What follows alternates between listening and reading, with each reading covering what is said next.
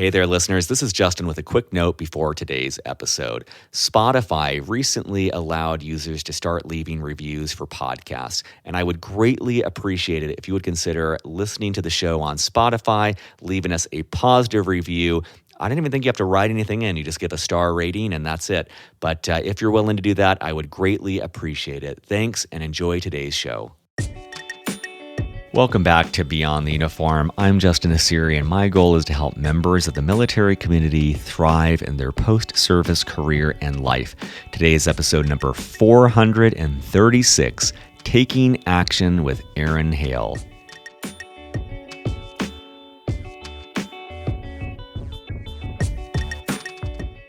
I decided then and there that if I was going to be a blind person for the rest of my life, I was going to be the best darn blind person I could be. I was still a father, I was still a husband, son, I was still a soldier and sergeant, EOD team leader until they fired me.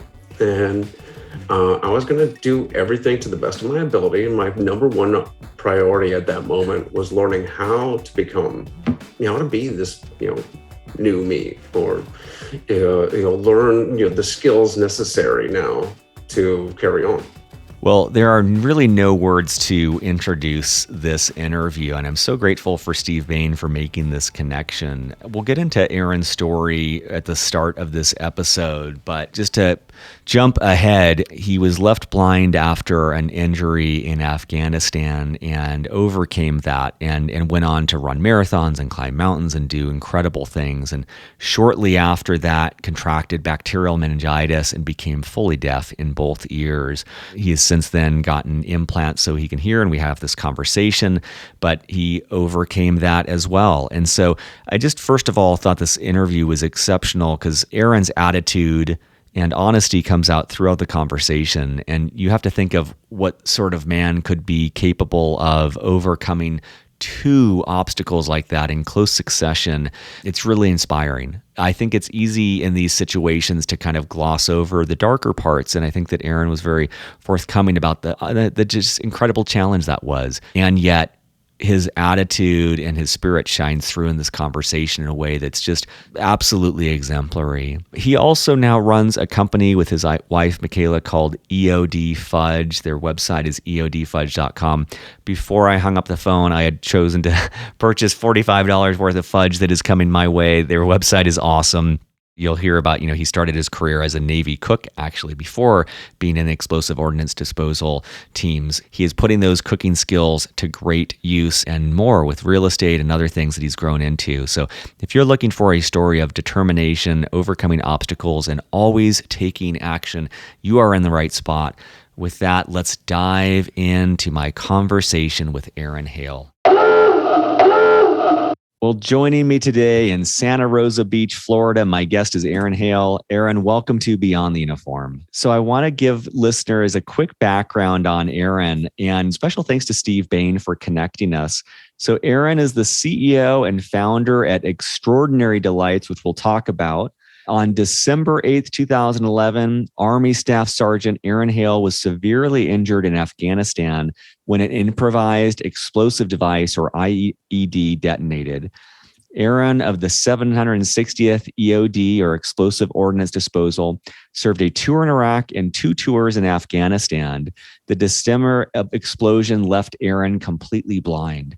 Aaron pressed on and became very involved with organizations who help wounded and disabled veterans get out and be active.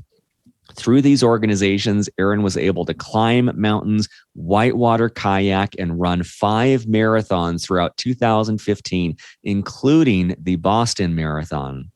In August 2015, Aaron contracted bacterial meningitis. This devastating illness left Aaron completely deaf in both ears. Since the illness, Aaron has regained his love for cooking and began creating in the kitchen again with his wife, McKayla, at his side. The two combined their love for cooking and business experience to bring extraordinary delights to your door. And I want to put in the start here that website is eodfudge.com. Let's start with part of your story. And I'm just kind of, I'm just in awe of you as a human being who have faced so many challenges and overcome them and continued to press on in ways that are just mind-boggling. And I'd love to start maybe with what you remember from those events back in December 2011. Well, thank you very much for having me on. And I really do also appreciate the being introduced, because now I get to enjoy the other following up on your episodes and catching the next one. So thank you.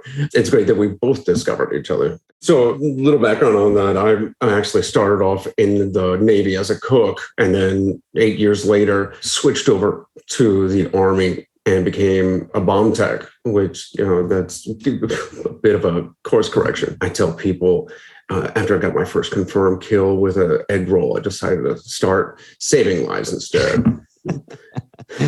I love that. I didn't realize you started out as a cook. Your return to the culinary field makes more sense now. And that in and of itself seems like a crazy transition of going from Navy cook, not only switching to the Army, but then going out with EOD teams. Yeah, my first deployment to Afghanistan was actually a petty officer in the Navy, and I was a cook. And I actually went from being stationed in Italy and cooking for the commander of the Sixth Fleet in his flag mess to cooking for hundreds of ISAF NATO troops in Afghanistan. And it was definitely, that was just kind of a culture shock too, but an exciting experience all the same. And that's when I met EOD technicians. It was a great experience right there, because I met these guys while they had like dumped all of their gear out of their armored truck, and they were just doing maintenance checks on bomb suit and robots and all these other tools.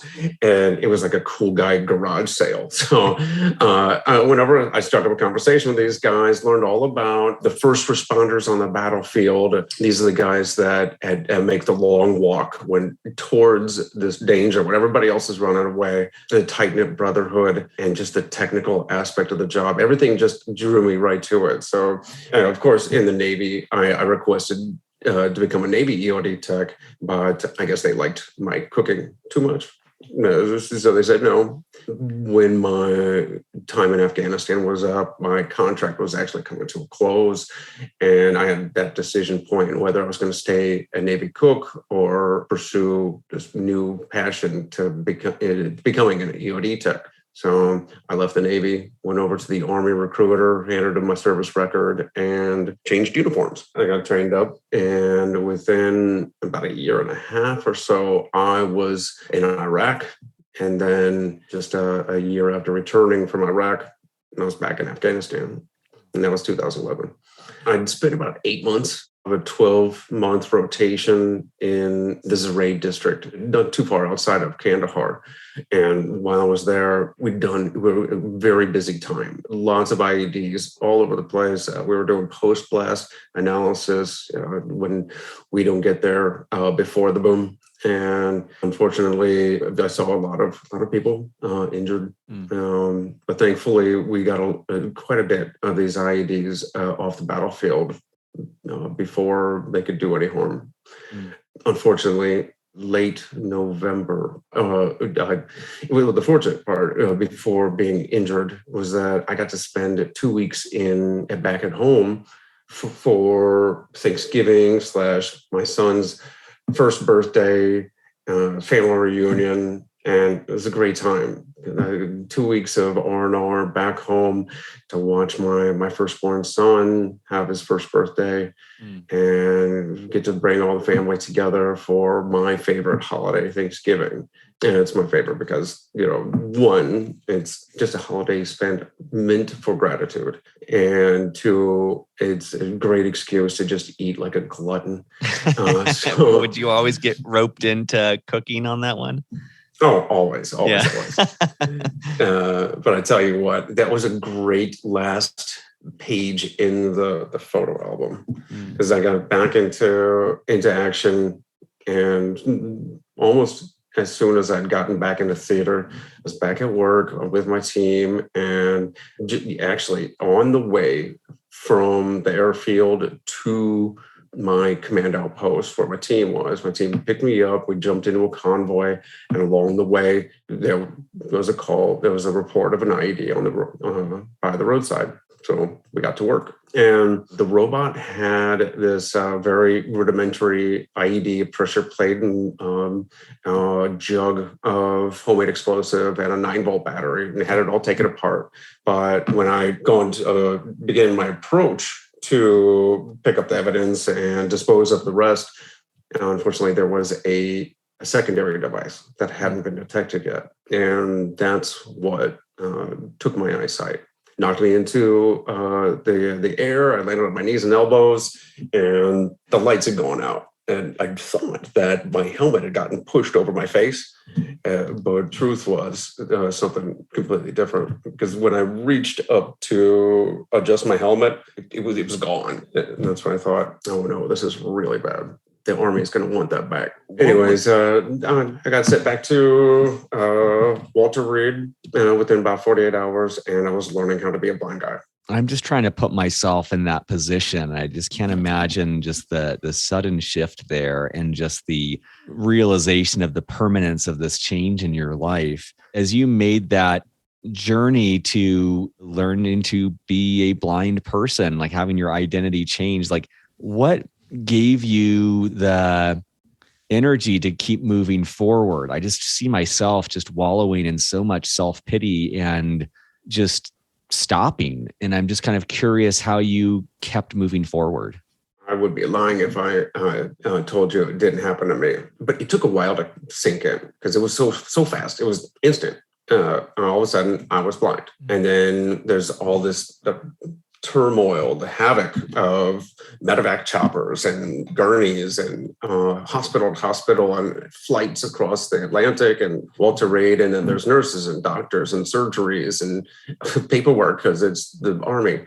But every once in a while, I'd have time to myself. And I call them my demons, those what ifs, why me's. You try to creep in. And the first thing that saved me from spiraling was, of course, my family. My mom is as much a warrior as I'll ever be.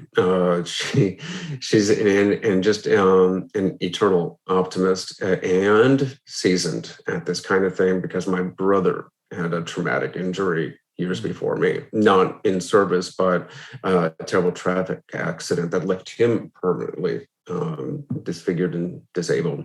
So she came into the hospital saying this wasn't my first rodeo. And also I was at Walter Reed, and up and down these halls were warriors, people fighting their own battles, and men and women, brothers and sisters in arms that were just going through so many different changes and so many different difficulties that probably pale in comparison to what I was going through. And I couldn't let them down. I couldn't let my family down. I decided then and there that if I was going to be a blind person for the rest of my life, I was going to be the best darn blind person I could be. I was still a father, I was still a husband, son, I was still a soldier and sergeant, an EOD team leader, until they fired me. And I was going to do everything to the best of my ability. And my number one priority at that moment was learning how to become, how to be this, new me, or, learn, the skills necessary now to carry on. I love that. I love the determination and the resetting after this like unbelievable reorientation of just finding the way to be the best that you can be. And I see that from the little bit of your story that I've seen, where you go on to climb mountains and whitewater kayak and things that, many of us haven't done. It's just wild. And like, how did that come about, this outdoor kind of endurance focus? I guess overcompensation. For one, it was actually fleeing one of my greatest fears, was being stuck on the couch, feeling sorry for myself, maybe diving into a bottle or popping pills for the rest of my life until a very slow or a very swift death. And we hear stories about that all the time. And I was terrified of becoming one of those statistics. So the first thing I did was, as soon as I learned how to use my adaptive telephone and computer, I was doing text-to-speech. I was searching the internet, and I was typing in searches for blind plus outside, blind plus running, blind plus you name it. Mm-hmm. And a few names kept popping up. One was Eric Weinmayer, who was the first blind person to climb Mount Everest. Mm. And you know what? I sought him out, and I went mountain climbing with him. On the 10th anniversary of climbing Mount Everest, he actually took an all-wounded veteran team up the sister summit, Lawache, of Everest. And then that turned into a program. So in 2013, I joined an all-wounded veteran team up a mountain in the Peruvian Andes. And another name kept popping up was Lonnie Bedwell. And he's a Navy veteran. He'll tell you that he didn't lose his eyesight in service. He was out hunting, and his friend Dick Cheney'd him. But he is the first blind person to kayak the entire span of length of the Grand Canyon. So I sought him out, and I went kayaking with him. And I in order to get prepared for these types of things, I had to make sure I was in shape. And of course, it's really hard to find a decent mountain to practice on in Florida. So I started running. I would take an expedition pack, and I would go to the tallest condominium building and just go up and down the stairs over and over again with a 100-pound pack. And in the process of getting ready for these major events, the running kind of turned into a passion of its own. And before I knew it, I'd actually registered for 4 marathons before having run anything longer than a 10K. That's awesome. That right there might be the best encapsulation of the man that I know Aaron Hale to be. The man who signs up for 4 marathons before running a 10K. I love it. All within 4 months too. So it was another blind service member who actually got his commission in the Army Rangers, after going blind, I believe. Ivan Castro. Every year I was talking to him, every year he said he always made it a point to run the Marine Corps Marathon, the Army 10 miler, and the Air Force Marathon. Wow. I thought, that sounds like a great idea. I'll do that too. And I signed up for all those.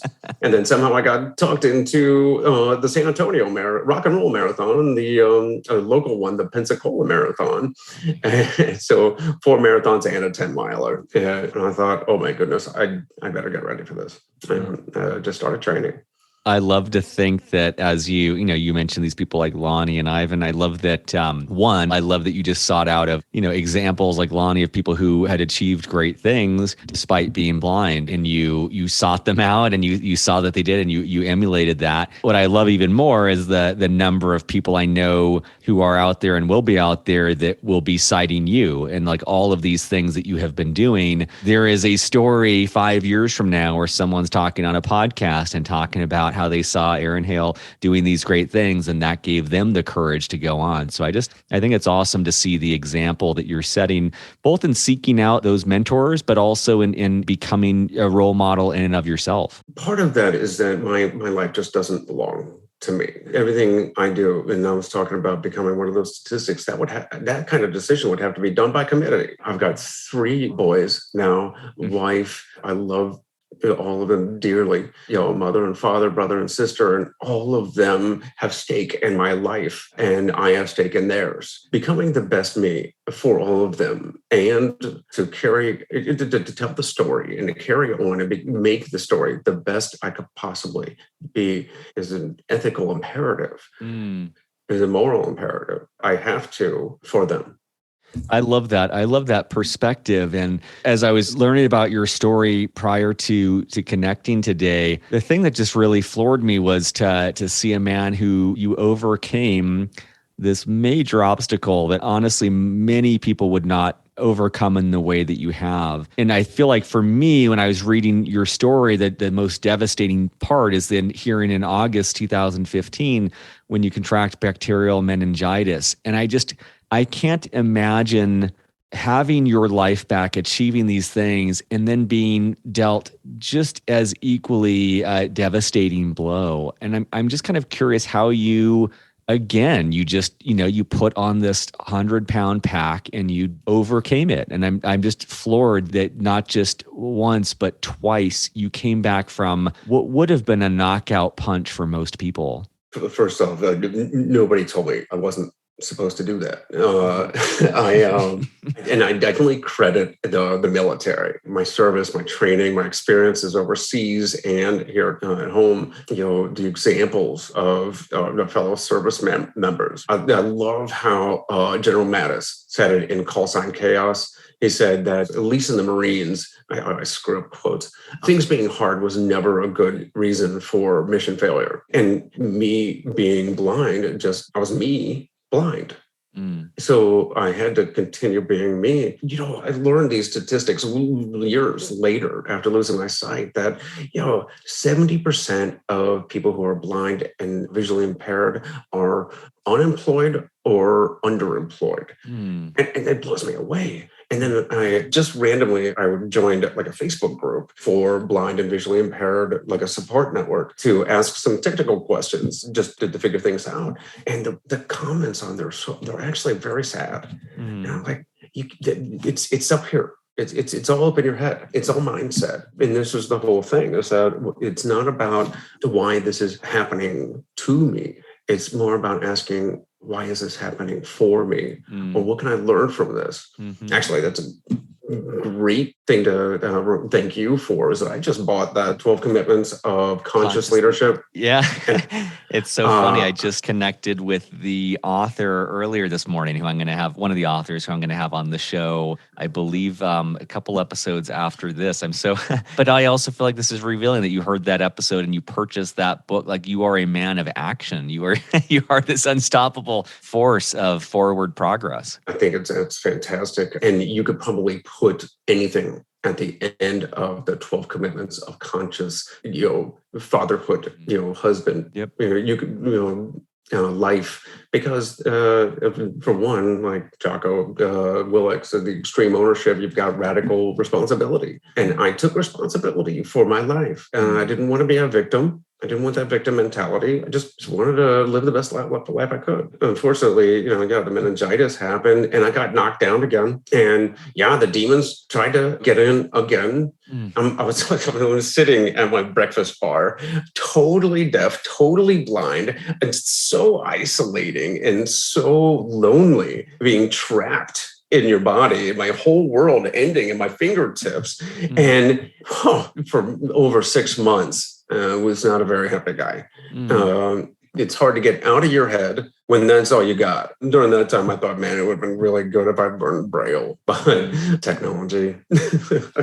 But that's when I started cooking. I went back to my old passion of cooking, and it was Thanksgiving time again, and it was something to do, right? It was something to keep me busy, and that was the first thing: action. Just move, do something. Don't sit there. And then, for so long, I was thinking, why me, right? Again? When have I paid my fair share? Right? When have this soldier paid his dues?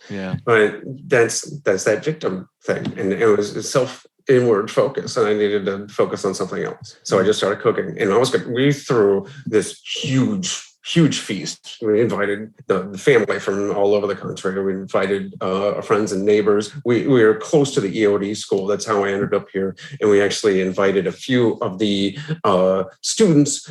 Sometimes the younger guys get stranded on base during the holidays just because they don't have the leave days or money saved up. And that's cool, but nobody wants to be on an empty base during the holidays. So we invite a few of them and join in our table. And I started cooking like weeks in advance. I was making cakes and pies and cookies and all this stuff, and I was doing the batch after batch of fudge. I was had this one fudge recipe, but you just change the flavors and ingredients and stuff. And I would do a batch, and I'd set it aside, and I'd throw some spices or some nuts, and they'll go to the liquor cabinet. A little for you, a little for me, and McKayla, my girlfriend at the time, now wife, noticed two things. One, something she hadn't seen in 6 months was a smile on my face. And then two, the fudge was piling up. So she gave it away. I say she snuck it out the front door and was giving it away. But how stealthy do you have to be around a blind deaf guy? And people started coming back and asking for more. And boom, a business was born. And it snowballed really quickly. I love that. And one of the things I loved when I was reading about this is when I put together Extraordinary Delights, EOD. I just love the tie back into some of your roots with the explosive ordnance disposal and almost like a reclaiming of that. I think that's just beautiful. What was the time span when you contracted the meningitis? How long was it until you got your implants? It took time because first the infection had to clear up. And that was like a month or more. Yeah. And then they would do both ears, but one at a time. And I'm really impatient. But they went with the more damaged ear because the blast came from my right side.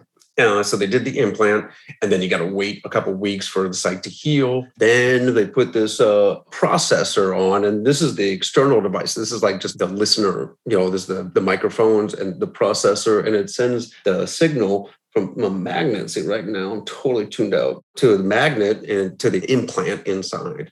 And they did that on this side. And what they found out was the damage was too extensive and it wouldn't work. They cranked up the power, the output on this thing over on this side to max output. And it was just like a little bit of static. But the funny thing was, if there was like a loud clap or loud laughter or noise or something, the power would be great enough to actually stimulate my cheek muscles. So I could hear a little static, but I could definitely, every time my mom and my girlfriend would laugh, I would stop it.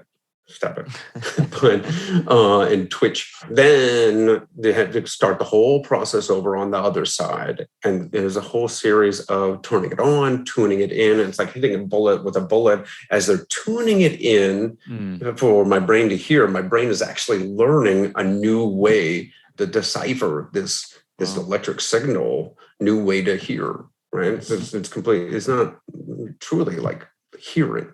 So it's kind of like calling a friend it's at a restaurant and the friend puts it on speaker mode and just leaves it in the middle of the table.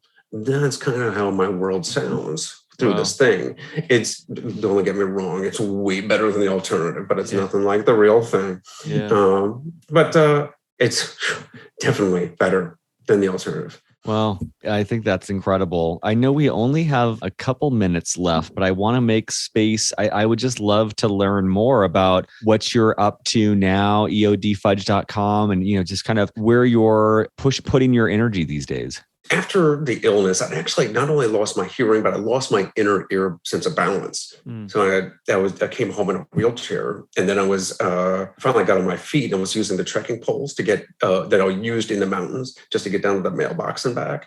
Eventually got back to running, and within a year of the meningitis, ran another marathon and PR'd and qualified for Boston again. Although they have different standards for blind guys.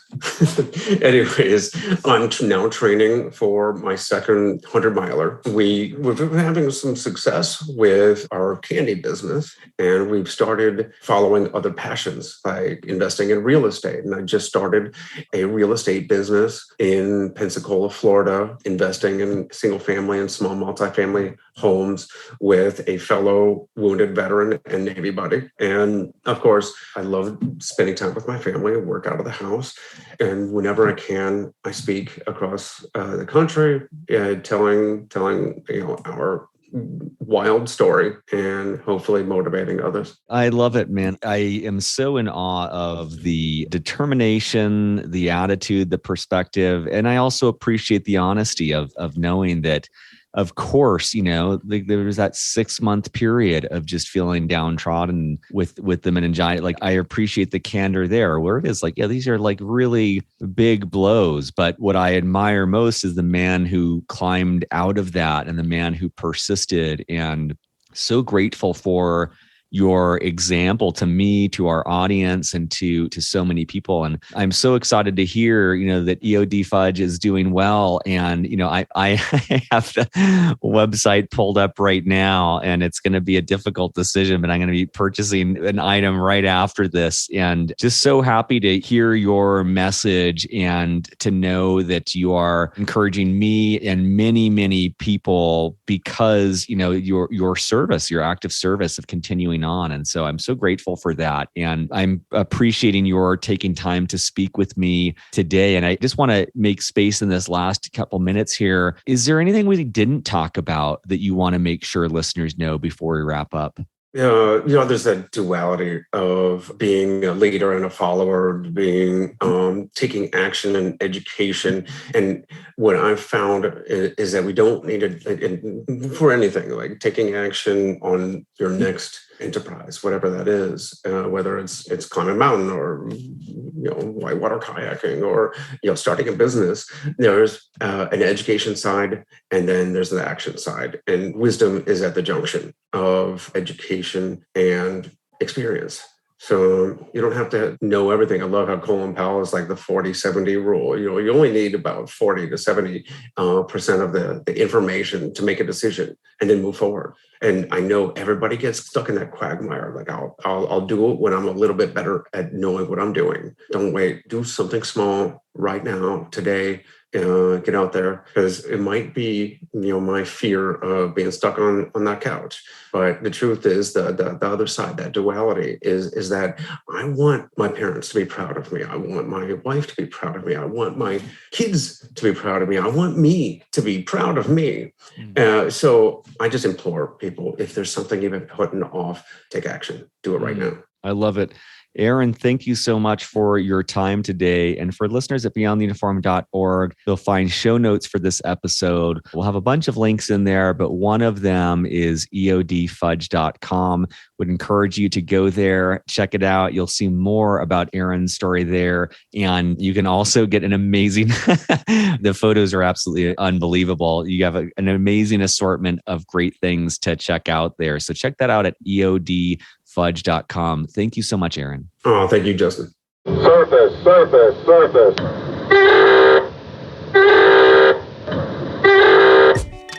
Beyond the Uniform is written and produced by me, Justin Asiri, with the help from our Chief of Staff, Steve Bain, our editor, Lex Brown, and our Head of Social Media, Janelle Hanf. We are an all-volunteer organization and would greatly appreciate your help in any of the following ways. First of all, spread the word. Beyond the Uniform has over 380 podcast episodes and 15 on-demand webinars, all offered for free. Help us spread the word on social media, at military bases, or whatever gets this resource in front of the men and women who need it. Positive reviews on iTunes go a long way towards this as well. Second of all, sponsorship. Beyond the Uniform relies on sponsorship to keep us going. There is so much more we'd like to do, but just don't have nearly the resources to do it. If you know of a company that would advertise in any way with Beyond the Uniform, please send them our way. Third of all, donations. If you're in a financial position to donate, you can find more information on the support section of our website. At our website, beyondtheuniform.org, you'll find over 380 episodes categorized by industry, functional role, and more. You'll also find both free and for-purchase resources that take a deeper dive on topics related to career growth. Thank you for your support as we aim to help members of the military and their families thrive in their post-military career and life.